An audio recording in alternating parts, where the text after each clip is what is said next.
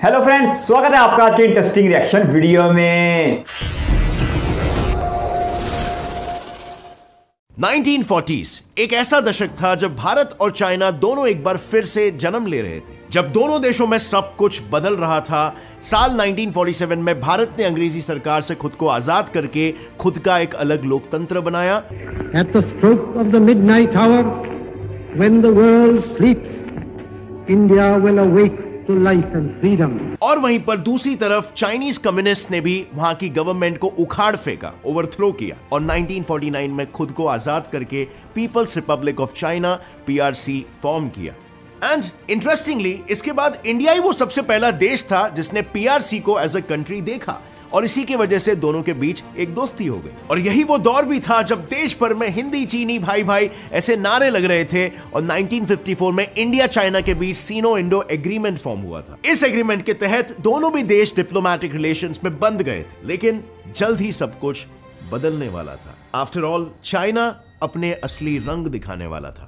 Early 1950s में China expansion की ओर बढ़ा और उसने तिब्बत में अपनी आर्मी को भेज डाला उसे कैप्चर करने के लिए, और चाइना ने तिब्बत को कैप्चर भी कर लिया। और इसी बीच उन दोनों देशों में एक एग्रीमेंट साइन हुआ, चाइना तिब्बत एग्रीमेंट। इस एग्रीमेंट में बेसिकली ये मेंशन था कि भले ही तिब्बत ऑटोनॉमस रहे पर उसका खुद का कोई कंट्रोल नहीं रहेगा, यानी चाइना ही तिब्बत को एक्चुअल में कंट्रोल करेगा। अब जब एग्रीमेंट के नॉर्म्स ही ऐसे हो तो टिबेटन्स और तिब्बत के foremost spiritual leader Dalai Lama का यह समझना कि ये लोग जोर जबरदस्ती कर रहे हैं, ये बिल्कुल जायज था, राइट। और बस इसी वजह से 1959 में टिबेटन्स ने चाइना के अगेंस्ट विद्रोह किया और उस विद्रोह में हालातें कुछ ऐसे बिगड़ी कि दलाई लामा के सर पर जान जाने का खतरा मंडराने लगा। और फिर क्या था, जान बचाने के लिए दलाई लामा इंडिया के पास शरण लेने भागे चले आए। और हमारा देश भारत हमेशा जरूरतमंदों को हेल्प करने में बिलीव करता है और इसी वजह से हमने दलाई लामा और उनके आदमियों को शरण दे दिया। अब शायद ये भारत की सबसे बड़ी भूल थी,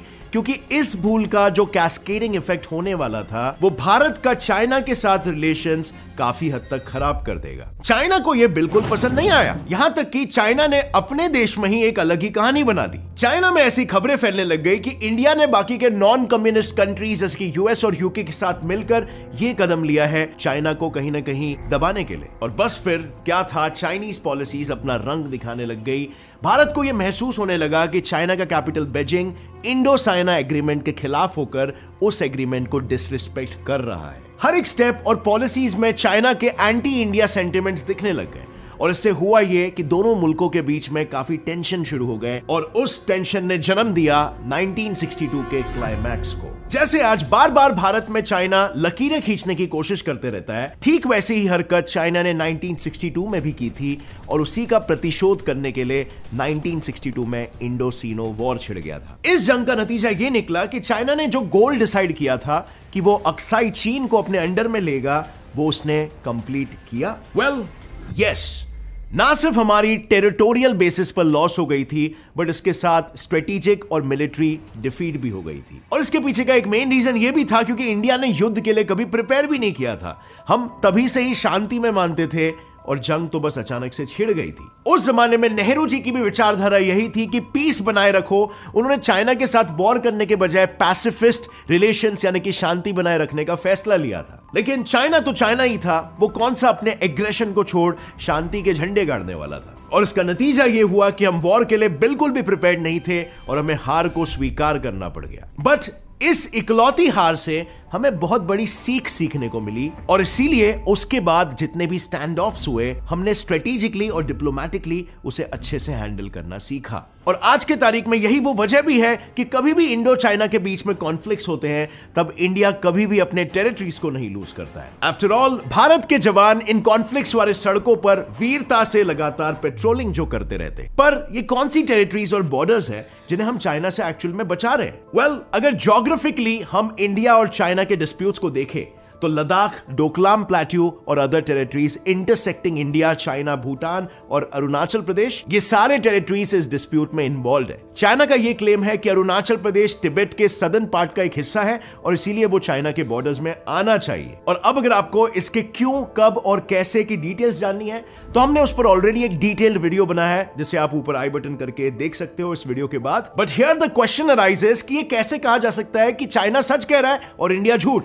क्योंकि चाइना के सच कहने के और इंडिया के सच कहने के चांसेस 50-50% है। एंड वेल, वर्ल्ड की सभी कंट्रीज की तरह जो आज बॉर्डर डिस्प्यूट फेस कर रहे हैं, इंडिया चाइना बॉर्डर डिस्प्यूट में भी ब्रिटिशर्स का ही हाथ था। वही ब्रिटिशर्स जिन्होंने इंडिया के भोलेपन का फायदा उठाकर ना सिर्फ लोगों पर डिवाइड एंड रूल स्ट्रैटेजी चलाई, पर हमारे देश को भी बॉर्डर्स के नाम पर लकीरों से बांट कर रख दी। और इन लकीरों को कार्टोग्राफी यानी मैप मेकिंग में डीमार्केशन कहा जाता है। जैसे लद्दाख में मौजूद अर्दगा जॉनसन लाइन और मैकार्टनी मैकडोनल्ड लाइन और अरुणाचल प्रदेश की फेमस मैकमिन लाइन। अब हालांकि ये सारी demarcation lines India, Pakistan, Bangladesh के बीच खींची हुई रफ लाइंस के कंपैरिजन में बहुत ही बेहतर है, जिन्होंने तीनों इन्वॉल्व देशों के लॉन्ग टर्म रिलेशंस को इफेक्ट किया है और अभी कर रहे हैं। पर लाइंस के क्लियर होने के बावजूद तिब्बत की पास्ट गवर्नमेंट ने तो आज के इंडिया चाइना के बॉर्डरिंग लाइंस को मान लिया है, लेकिन चाइना ने कभी भी इन लाइंस को फॉर्मली एक्सेप्ट नहीं किया। और इसीलिए चाइना की यही जिद इंडिया चाइना के बीच छिड़े हुए डिस्प्यूट्स की सबसे बड़ी जड़ है। और इसीलिए चाइना की इसी डिसएग्रीमेंट को आप LAC यानी लाइन ऑफ एक्चुअल कंट्रोल के डेवलपमेंट और मेंटेनेंस में देख सकते हो। LAC को असल में सबसे पहले 1959 में चाइनीज प्रीमियर झाओ एनलाई के लेटर में मेंशन किया गया था। हालांकि उसके बाद 1962 में इंडिया चाइना के बीच हुए इंडो-सिनो वॉर ने LAC का मतलब ही बदल कर रख दिया। अब LAC वो लकीर है जो इंडिया चाइना के फोर्सेस को अलग अलग रखती है, पर उस जंग ने कुछ और भी बदला था। 1962 वॉर के बाद दोनों देशों के बीच कोई कॉन्फ्लिक्ट नहीं हुआ, खास तौर पर 1993 से लेकर 2013 तक, जिसकी वजह है 1993 में किया गया इंडिया और चाइना के बीच border peace and tranquility agreement. और 1996 और 2005 में एक अमेंडमेंट भी किया गया था जो ये कहता है कि फेस ऑफ्स के दौरान फोर्सेस फायर आर्म्स नहीं यूज कर सकते। और सिर्फ इतना ही नहीं, उस दौरान इंडिया से अपनी दोस्ती बनाए रखने के लिए चाइना डिस्प्यूटेड एरियाज को नो मैंस लैंड यानी अपनी और इंडिया दोनों की ही टेरिटरी ना मानने के लिए भी राजी हो गया था, जिससे दोनों देशों के फोर्सेस इस लैंड पर नजर रखने के साथ सिर्फ इसे पेट्रोल कर सकते थे। उनका वहां पर परमानेंट प्रेजेंस अलाउड नहीं था। लेकिन लेट्स नॉट फॉरगेट कि हम चाइना की बात कर रहे हैं, क्योंकि चाइना के नाम से ही अपने आप चीजें उल्टी दिशा में रुख बदल देती है। और आगे भी ऐसा ही हुआ। चाइना एग्रीमेंट साइन करने के बावजूद फिर एक बार डिस्प्यूट पर उतर गया।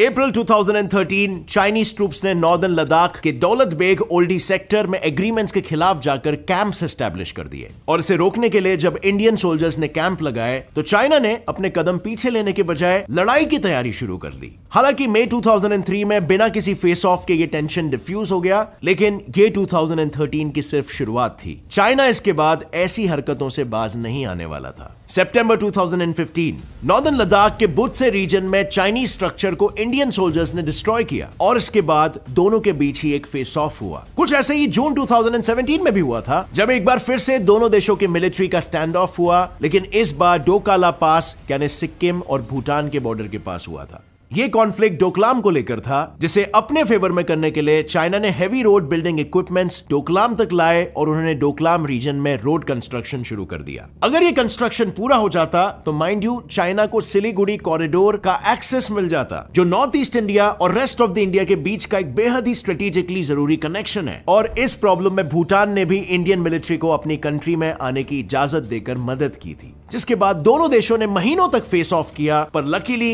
इसमें कोई कैजुअलिटीज रिपोर्ट नहीं हुए। अब 2020 तक चाइना ने अपनी सारी हदें पार कर दी थी। चाइना ने बार बार इंडिया को ललकारा, पर यहीं पर यह सवाल पैदा होता है कि चाइना क्यों इंडिया के साथ संबंध तोड़कर ऐसे रिस्क लेना चाह रहा है, वो चाइना जो इंडिया का पहले साथी था। अगर चाइनीज पॉलिटिकल एजेंडा के हिसाब से देखा जाए तो अपने एक सिग्निफिकेंट नेबरिंग कंट्री से रिस्क मोल लेने के पीछे दो वजहें हो सकती है। नंबर 1, चाइना खुद को tactically significant piece of land मानता है, और नंबर 2, उसे लगता है कि बाकी एशियन कंट्रीज की तरह उसे इंडिया के पीस के वजह से कभी यहां से बैकलैश नहीं आएगा। पर वास्तव में इंडिया की तरफ से बैकलैश तो आना ही था, क्योंकि 2021 में चाइना ने तिब्बतन बॉर्डर्स पर अपने कब्जे को मजबूत बनाने के लिए वहां पांगड़ा नाम के गांव को कंस्ट्रक्ट कर लिया। और इस लिस्ट में पांगड़ा इकलौता नहीं था। भूटान ने क्लेम किया कि चाइना के ऐसे बहुत से गांव तिब्बत में ऑलरेडी बसे हुए हैं। चाइना की इस हरकत को टेक्निकली या स्ट्रेटेजिकली सलामी स्लाइसिंग कहते हैं, यानी एक साथ बड़ा वार नहीं, बल्कि लोगों के नजरों में बिना आए छोटे छोटे हिस्सों से बिना लड़े कब्जा पा लेना। शी जिनपिंग की ये सलामी स्लाइसिंग स्ट्रैटेजी इतनी प्रतिमाशाली है कि एक ऐसा प्रोसेस है जो किसी की नजर में नहीं आता और कोई इसे क्वेश्चन नहीं करता। लेकिन इंडिया अलग है। भले ही इंडियन मिलिट्री टेक्नोलॉजी और इंफ्रास्ट्रक्चर में थोड़ी पीछे हो, पर शायद इंडिया इकलौता ऐसा देश है जो चाइना से किसी भी हद तक लड़ने के लिए तैयार है। और तभी तो इंडिया ने चाइना के BRI यानी बेल्ट एंड रोड इनिशिएटिव को अपोज किया। नॉट ओनली दैट, इंडिया ने हमारे दुश्मन देश पाकिस्तान की मदद करने वाले चाइना के एप्स को भी बैन कर दिया। और सबसे जरूरी, उसने क्वाड यानी क्वाड्रिलैटरल सिक्योरिटी डायलॉग को डबल बढ़ावा दिया, जो कि यूएस के लिए एक बेहद ही अच्छी बात थी, क्योंकि वो कई डेकेड से इस मौके का इंतजार कर रहे थे कि वो हमारे साथ टाइज को बढ़ाए। जिसकी वजह बिल्कुल साफ है, यूएस के पॉलिसी मेकर्स इंडिया को एक जियोपॉलिटिकल काउंटर बैलेंस ही नहीं बल्कि चाइना के कंपैरिजन में एक इकोनॉमिक ऑल्टरनेटिव और डेमोक्रेटिक कॉन्ट्रास्ट भी मानते हैं। मतलब इन शॉर्ट, अगर इंडिया इकोनॉमिकली तरक्की करता भी है तो भी इंडिया में सब कुछ बैलेंस में रहेगा और चाइनीज पार्टी की तरह वहां पर उतल फुतल, कॉन्सेंट्रेशन पावर और एंटी डेमोक्रेटिक हरकतें नहीं होगी। और यही वो बात है जो चाइना को नाखुश कर देता है। चाइना को इंडिया और यूएस के बीच फॉर्म होने वाले अलायंस से बहुत तकलीफ है और इसीलिए भी चाइना इंडिया के साथ लगातार पंगे लेते रहता है और हमारे टेरिटरीज पर अपना कब्जा करने की कोशिश करते रहता है। इस हद तक नहीं लेकिन कि हम हमारी प्रॉब्लम्स को लेकर सीधा यूएस के पास पहुंच जाए और इंडिया यूएस के टाइज और स्ट्रांग हो जाए, क्योंकि इससे उसका भी नुकसान होना तय है। और इसीलिए अगर आपने लॉट ऑफ चाइनीज टैक्टिक्स को ऑब्जर्व किया होगा या फिर उनके बिहेवियर को ऑब्जर्व किया होगा, तो पहले वो पुश करते हैं, थोड़ा सा प्रेशर अप्लाई करते हैं, फिर थोड़ा कूल डाउन होने देते हैं, कभी भी डायरेक्टली वॉर के लिए नहीं जाते। बट या दैट इज नॉट टू से कि कभी भी एक चिंगारी की वजह से भी सिचुएशन हाथ से बाहर नहीं निकल सकती। सो आपकी इस कॉन्फ्लिक्ट को लेकर क्या राय है? क्या आपको लगता है कि हमें दलाई लामा की मदद नहीं करनी चाहिए थी? बिकॉज दलाई लामा डायरेक्टली हमारे कोई नहीं लगते थे, बल्कि चाइना के साथ रिलेशन हमारा ज्यादा इंपॉर्टेंट था। या फिर अगर हम उनकी मदद नहीं भी करते तो भी चाइना अपने रंग दिखाई देता था, बिकॉज उनका डॉक्ट्रिन ही ऐसा है। आपकी क्या राय है नीचे कमेंट सेक्शन में बताना। अगर दलाई लामा को सपोर्ट करने का डिसीजन अच्छा था then type down Dalai Lama या फिर जस्ट टाइप डाउन नो। और इस वीडियो से आपको कुछ भी नया सीखने मिला, एक लाइक जरूर ठोकना। Get set fly fact channel को भी सब्सक्राइब कर लो और बेल नोटिफिकेशन दबाओ ताकि आगे आने वाली हमारी कोई भी इंटरेस्टिंग वीडियो की अपडेट आप मिस ना कर सको। और फ्रेंड्स, जाने से पहले हाईलाइट ऐप को डाउनलोड करना मत भूलना। अपने जॉब सर्चिंग फेस पर फुल स्टॉप लगा दो। Link is in the description. See you next time friends. Till then as always stay curious, keep learning and keep growing. Jai Hind.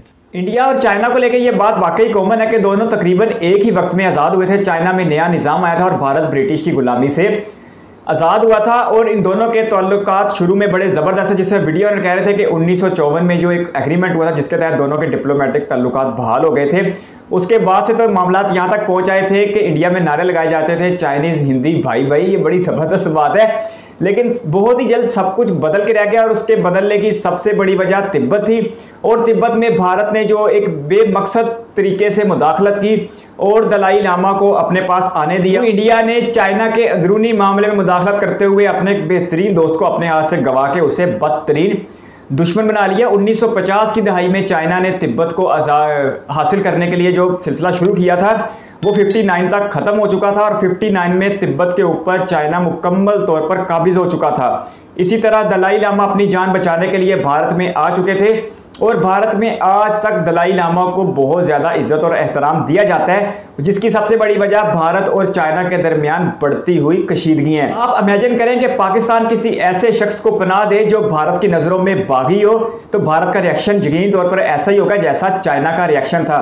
फिर 1962 में चाइना और भारत के दरमियान पहली लड़ाई लड़ी गई और जिस तरह वीडियो में कह रहे थे कि भारत की अफवाज के पास किसी भी जंग का तजुर्बा नहीं था, जिस वजह से उसे इस जंग में हार खानी पड़ी और अक्साई चीन का इलाका भारत के हाथों से निकलकर चाइना की टेरिटरी बन गया। लेकिन इस जंग में भारत की अमेरिका ने बहुत ज़्यादा मदद की थी, उसके बावजूद भारत इस जंग को नहीं जीत सका था और इसके बाद से भारत का अमली तौर पर इस सरहद के ऊपर अपने आप को मजबूत रखना एक चैलेंज बन चुका था जो आज तक जारी है। आज इस बॉर्डर का शुमार दुनिया के मुतनाज़ तरीन बॉर्डर में किया जाता है और दुनिया की दो न्यूक्लियर पावर और दुनिया की दो बड़ी अफवाज हर वक्त एक दूसरे के आमने सामने रहती है। वेस्टर्न साइड में लद्दाख से लेकर ईस्टर्न साइड में अरुणाचल प्रदेश तक 3500 किलोमीटर का ये बॉर्डर दुनिया के ऊंचे और सख्त हालात वाले इलाकों में शामिल किया जाता है, जिसकी वजह से दोनों ही ममालिक की अफवाज के लिए अपने इस इलाके को कंट्रोल में रखना और सिक्योरिटी करना अच्छा खासा चैलेंज बन के सामने आता रहा है। वैसे LAC यानी लाइन ऑफ एक्चुअल कंट्रोल का कॉन्सेप्ट 1959 में सामने आया था, लेकिन ये हकीकत है कि उसके बाद से खुसूसन 92 की वार के बाद से चाइना ने इस बॉर्डर के ऊपर जब चाहा है इंडिया को ललकारा है और जब चाहा है इंडिया के लिए परेशानी का बाइस बना। जिस तरह के वीडियो में कह रहे थे कि 1993 से लेकर 1993 से लेकर 2013 तक एक ऐसा एग्रीमेंट चला था जिसके तहत सरहद के दोनों पार अमन था, लेकिन फिर 2015 और 17 में चाइना ने बॉर्डर के ऊपर अपनी सरगर्मियां बढ़ा दी और तमीरात का काम शुरू कर दिया, जिसकी वजह से भारत के लिए खतरा अच्छा खासा बन के सामने आने लगा। 2015 और 17 में चाइना की तरफ से तमीरात का सिलसिला जारी रहा और 2020 में यह सूरत इस कदर शदीद हो गई थी कि एक महदूद पैमाने की जंग लद्दाख की वादी में, गुलान की वादी में लद्दाख के मकाम पर लड़ी गई थी इंडिया और चाइना की अफवाज के दरमियान। तो यकीनी तौर पर भारत के लिए एक बहुत बड़ा चैलेंज है अपनी 3500 किलोमीटर की इस सरहद को महफूज रखना। अभी तो बीच में भूटान और नेपाल जैसे दो बड़े ममालिक आ जाते हैं और अगर ये दो ममालिक भी किसी तरह भारत का हिस्सा होते तो ये सरहद 5500 किलोमीटर लंबी हो जाती। तो जिस तरह वीडियो ने सबसे आखिर में सवाल कर रहे थे कि क्या दलाई लामा को इंडिया में आने की इजाज़त देना और यहाँ पर रहने की इजाज़त देना भारत की गलती थी, या फिर अगर इंडिया ऐसा ना भी करता तो भी चाइना ने अपना रंग दिखाना था और एक ना एक दिन भारत के लिए परेशानी का बायस बना था। लेकिन जब तक भारत ने ऐसी कोई गलती नहीं की थी, इसलिए हम ये बात नहीं कह सकते कि अगर भारत दलाई लामा को सपोर्ट ना करता तो भी चाइना ऐसा ही एग्रेसिव मूड दिखाता, क्योंकि ये बात सच्ची है कि दलाई लामा एक अमन पसंद रहनुमा है, वो तिब्बत के रूहानी और सियासी पेशवा हैं, लेकिन चाइना उन्हें एक बागी रहनुमा के तौर पर देखते हैं। अभी पिछले दिनों की खबर है, जब 6 जुलाई को दलाई लामा की 87वीं सालगिरह थी तो इंडिया के वजीर आज़म नरेंद्र मोदी ने अपने ऑफिशियल ट्विटर अकाउंट से दलाई लामा को मुबारकबाद दी थी। इस वजह से भी चाइना और इंडिया के दरमियान अग्रेसिव अच्छा खासा बढ़ चुका था। और पिछले दिनों की बात है, दलाई लामा को भारत में लद्दाख में जाने की इजाज़त दी गई है, जहां पर वो 1 महीना रहेंगे। इस वजह से भी चाइना अच्छे खासे गुस्से में है कि उनके एक बागी रहनुमा को हीरो बनाकर इंडिया के इलाके में चाइना सरहद के ऊपर ले जाया जा रहा है। इसके साथ साथ कुछ अर्सा पहले की बात है, G20 समिट के लिए भारत ने कश्मीर और लद्दाख के इलाकों का ऐलान किया है। इस मामले को लेकर भी चाइना में अच्छा खासा अग्रेसिव पाया जाता था। तो ये 2-3 मामला जग के बाद दिख रहे, यानी 1 बाय 1 करके ऐसे हुए हैं जिसकी वजह से भारत और चाइना के दरमियान हालात अच्छे खासे कशीदा होके हमारे सामने आए हैं। इंफ्रास्ट्रक्चर को लेकर चाइना इस वक्त दुनिया के सबसे बड़े मंसूबे पर काम कर रहा है, जिसे BRI यानी बेल्ट एंड रोड इनिशिएटिव कहते हैं। इस मकसद से चाइना दुनिया के साथ कनेक्ट होना चाहता है और CPEC भी इसी एक मंसूबे का हिस्सा है। भारत की तरफ से और अमेरिका की तरफ से पहले दिन से इस मंसूबे की मुखालफत की गई, लेकिन पाकिस्तान की तरफ से भारत समेत आलमी बरादरी को हमेशा इस बात का यकीन दिलाया गया कि CPEC का मंसूबा कभी भी किसी भी दूसरे मुल्क की सरजमीन के खिलाफ इस्तेमाल नहीं किया जाएगा। भारत अगर एक तरफ चाइना से अच्छा खासा दुश्मनी मोल रखता है और अपने बॉर्डर के ऊपर कभी लड़ाइयाँ भी देखने को मिलती हैं, दूसरी तरफ यही चाइना भारत का दूसरा बड़ा तजारती पार्टनर भी है और अमेरिका के बाद भारत की सबसे ज़्यादा तजारत चाइना के साथ ही होती है। 2020 की इस लड़ाई के बाद भी चाइना और इंडिया की तजारत में मुसलसल इजाफा हो रहा है और ये तजारत $125 बिलियन तक पहुंच चुकी है। इसके साथ साथ भारत ने चाइना के जितने भी ऐसी तंजीमें जिसमें चाइना शामिल है, जैसे कि बैरिक्स है या SCO यानी शंघाई कोऑपरेशन अथॉरिटी है ऑर्गेनाइजेशन उसमें भी चाइना और भारत हमें एक ही जगह पे दिखाई देते हैं। लेकिन दूसरी तरफ भारत ने चाइना की साउथ चाइना सी में बढ़ती हुई सरगर्मियों को रोकने के लिए एक ऐसा ग्रुप भी ज्वाइन कर रखा है जो चाइना के नस्ली और असली दुश्मन पर मुश्तमिल है, जैसे कि जापान और अमेरिका और ऑस्ट्रेलिया। इस सूरत में भारत चाइना को इनकाउंटर करना चाहता है साउथ चाइना सी में, जबकि दूसरी तरफ यही भारत बैरिक्स में और SCO में चाइना के साथ खड़ा भी हुआ है और चाइना के साथ इतने ज़्यादा सरहदी तनाज़ात के बावजूद अपनी तिजारत को जारी और सारी भी रखे हुए। ये भारत का एक अच्छा स्टेप है, इसको अप्रिशिएट किया जाना चाहिए कि भारत ने चाइना के साथ लड़ाई के बावजूद, सरहद पर कशीदगी के बावजूद अपनी तिजारत को मुनक़ते नहीं किया। ये बड़ी ज़बरदस्त बात है। लेकिन दूसरी तरफ कहीं ना कहीं ये सारा मामला दलाई लामा की वजह से शुरू हुआ था और आज भी उनके वजह से ये मामले को अच्छी खासी इस आग को भड़काया जाता है। भारत को इस मामले में संजीदगी का मुजाहरा करना चाहिए। G20 के ऊपर जो 1 साल पहले ये ऐलान कर दिया गया कि ये कश्मीर और लद्दाख के इलाकों में होगी, इसे वापस लेना चाहिए और दूसरी तरफ दलाई लामा की लद्दाख में सरगर्मियों को भी महदूद करना चाहिए। इससे यकीनी तौर पर चाइना के लिए अच्छा पैगाम जाएगा। आपके कीमती वक्त का शुक्रिया। अगर आप भी किसी वीडियो पर रिएक्शन करते हैं तो अपनी कीमती राय कमेंट बॉक्स में ज़रूर दीजिएगा। इस वीडियो को कीमती समय देने के लिए बहुत सारा धन्यवाद।